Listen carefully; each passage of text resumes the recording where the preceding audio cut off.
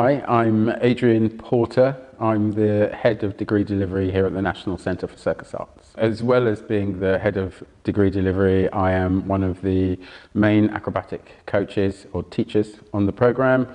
I teach Chinese pole, I teach hand to hand, I teach teeterboard, pretty much anything acrobatic.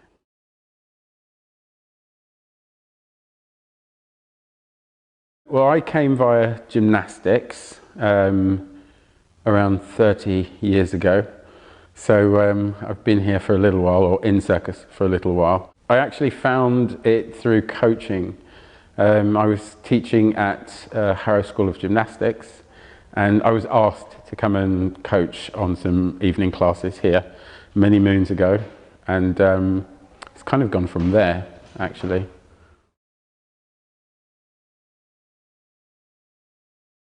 I was in gymnastics for 10 years. I was an international gymnast. I was also, well, that means being in the national squad.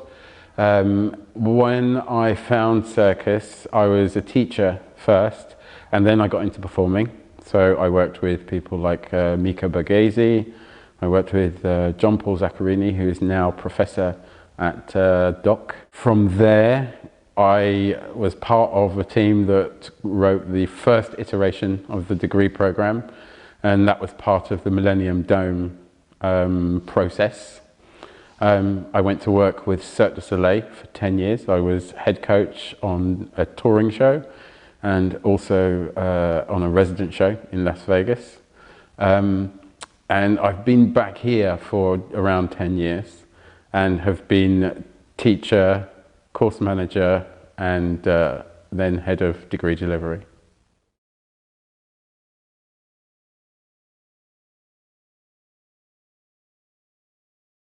It's not so much things that influence my teaching work, it's people that influence my teaching work.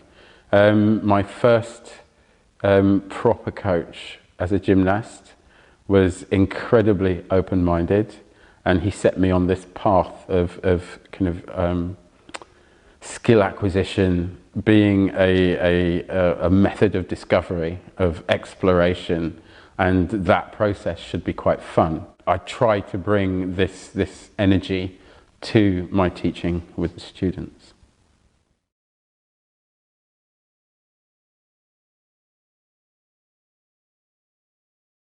What I hope they learn in my classes is a sense of being themselves, a sense of them developing themselves, as opposed to me feeding them everything. I've just come out of a conversation actually talking about students not being seen as empty vessels that we fill. We had the conversation about students being empty vessels that they fill themselves. The question is how do we nurture them and give them the confidence to be able to fill themselves with the things that they want to take on board.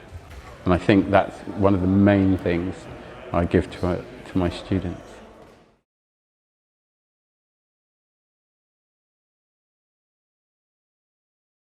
I'm the head of degree delivery. One of the people that I work very closely with is the head of academic administration. So our role together is to look at the content of the programme and make sure that the quality of the delivery is to a good standard, to the level that we expect, but also to make sure that the assessment process and the assignments that we give to the students are of a standard that is comparable with the level at which we're training. So that's kind of myself and the head of academic administration.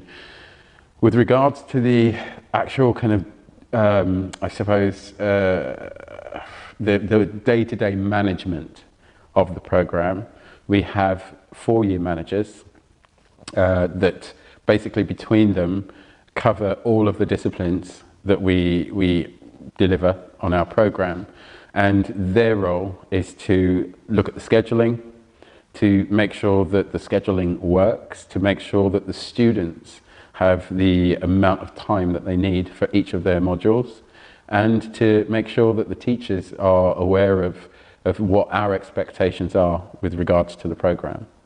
So between myself, the head of academic administration, and the course managers, those are the people that actually deliver the program, and the teachers are the ones that are on the floor with the students, and yeah.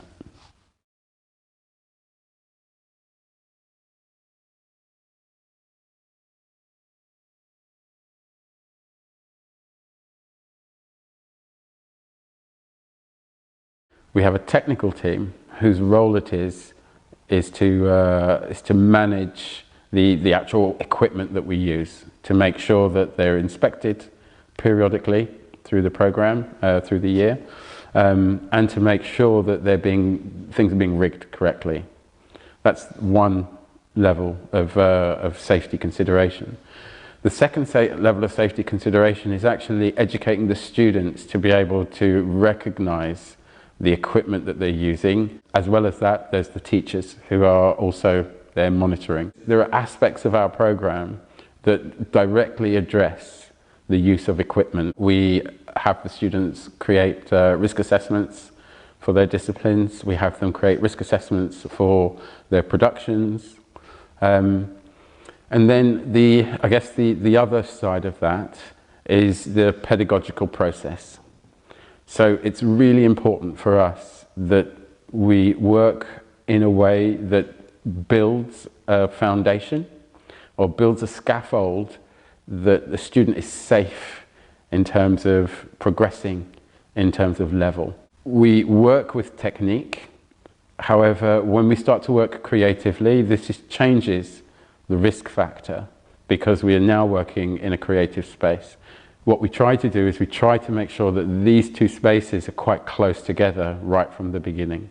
So no matter what level the student is working at, we are constantly managing the safety, the pedagogical safety of the student, but also injecting the creativity into that space so the student gets to understand that technique and creativity are actually together and they're not separate. And I think that's possibly one of the issues with circus, because it requires so much technique that the creativity is sometimes forgotten. So when we add the creativity, it disrupts the technique, and we want to avoid that.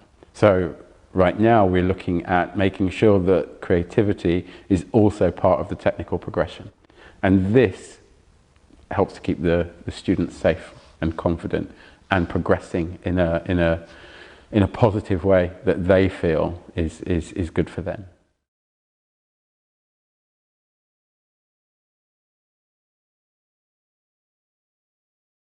I guess one of my highlights would be the graduation of my first teeterboard troupe, which was a couple of years ago. That was pretty good for me because it was a very new discipline to me. And it was a process of taking my knowledge of trampoline and my knowledge of the biomechanics of teeterboard, and I did have help from a guy called Yanne who mentored me throughout that process. But when you embark on something new, there's always that doubt that you're going in the wrong direction, that things aren't going to work out the way you want them to. But these guys graduated and they ended up working with Circus. They got picked up straight away. So I was really, really quite chuffed about that.